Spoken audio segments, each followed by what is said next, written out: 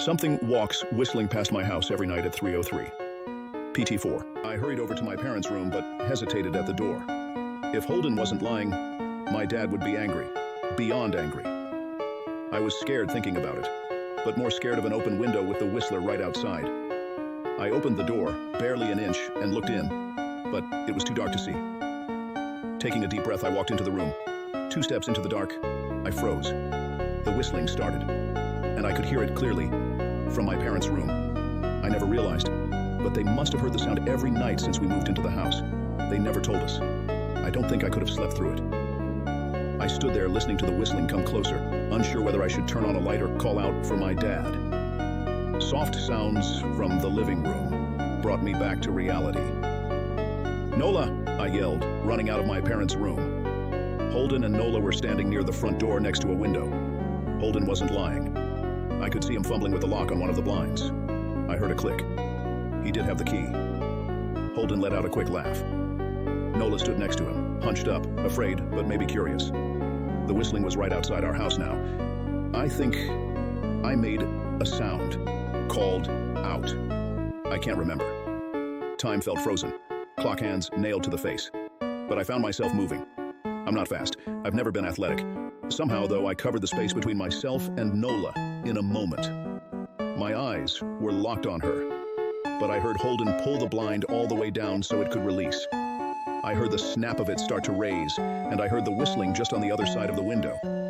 But I had my arms around Nola, and I turned us so she was facing away from the window. At the same time, I jammed my eyes shut.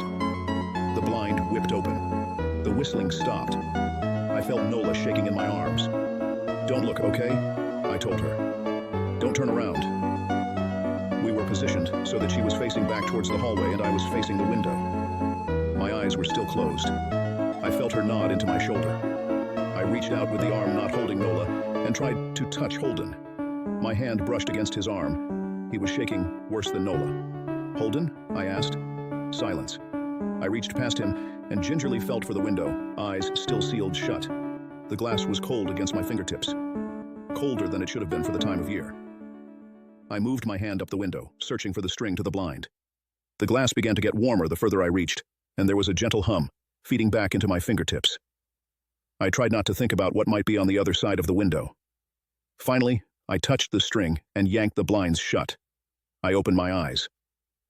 In the dim light leaking out from the kitchen, I could make out Holden, pale and small, staring at the now closed window. "Holden?" I asked again. He turned towards me, and he screamed. Everything became a flurry of motion. Lights sparked to life in the hall, then the living room. My parents' footsteps thudded across the hardwood floor. I didn't turn to look back at them. My eyes were glued to Holden. He was pale, had bit his lips so hard there was a thin red line of blood running down his chin, and he'd wet himself. "What happened?" my dad asked from behind me. I managed to swivel away from Holden and look back. He looked. I'd never seen my dad scared before, but I saw it that night, in that moment, an old, ugly terror stitched on his face. A parent's fear.